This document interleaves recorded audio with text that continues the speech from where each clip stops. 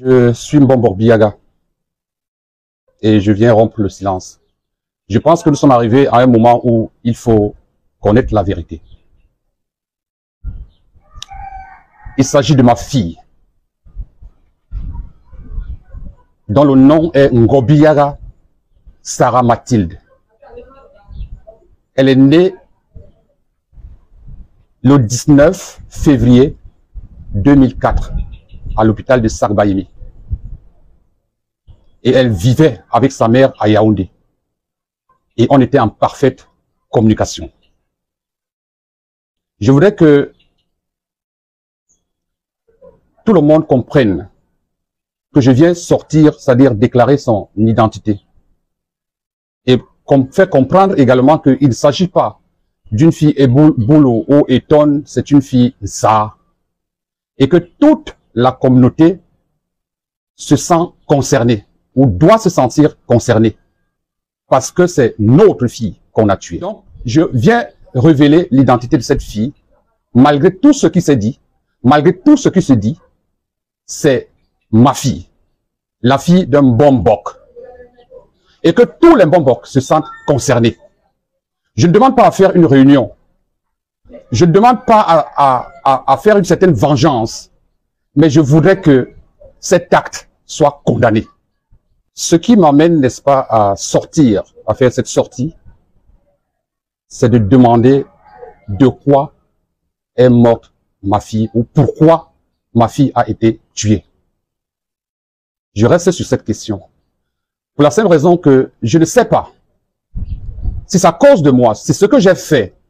Et j'ai fait à qui pour que ma fille soit. La justice fera son travail. Mais je veux d'emblée savoir, avant que je l'enterre, pourquoi est-ce qu'elle a été. Est-ce à cause de son père? Est-ce à cause de sa mère?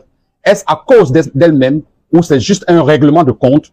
Mais ce qui est sûr, ce n'est pas un accident. C'est un acte prémédité. Je fais cette sortie pour révéler son identité.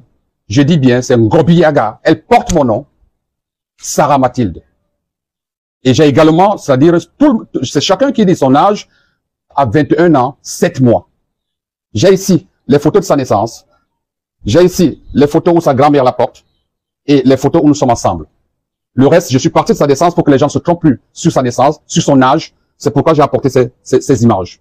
On voit les images qui portent les dates même, c'est-à-dire de la naissance.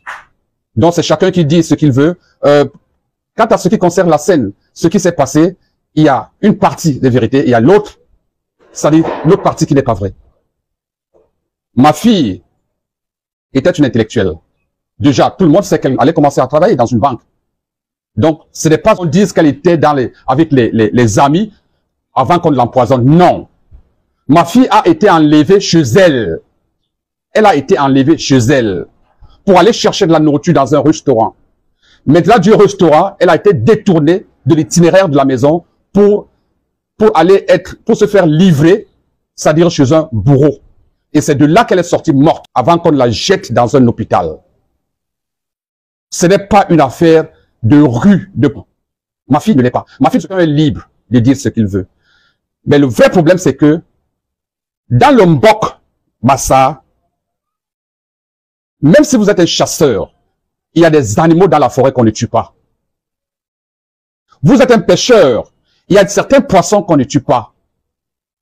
Il faut donc comprendre que même dans la vie, il y a des sangs. C'est-à-dire des sangs de raison que vous avez l'habitude de faire quelque chose. Nous, quand on allait à la pêche, quand on pêchait le poisson courant, on le rejetait dans l'eau. Sinon, toute la pêche était gâtée. Donc, il faut comprendre que là où on est arrivé, on a atteint la limite.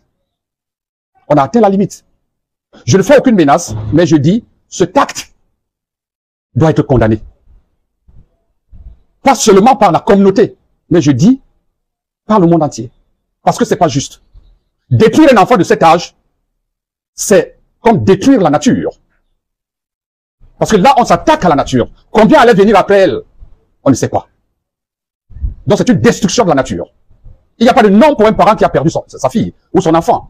Il peut y avoir un nom pour un enfant qui a perdu son père, sa mère, son parent, ou une femme qui a perdu son mari, un mari qui a perdu. Mais pour un parent qui perd son enfant, jusqu'à aujourd'hui, les plus grands dictionnaires n'ont pas encore mis un nom pour cela. Parce que c'est inconcevable. Et aujourd'hui, je suis comme, c'est-à-dire une personne qu'on a amputé le cœur, parce qu'on m'a amputé une affection. Donc le choc est immense. Et ça doit se faire comprendre de partout dans le monde que c'est un acte ignoble. Que si la personne qui a commis cet acte reste encore cachée, qu'elle se dévoile pour me dire pourquoi il l'a fait.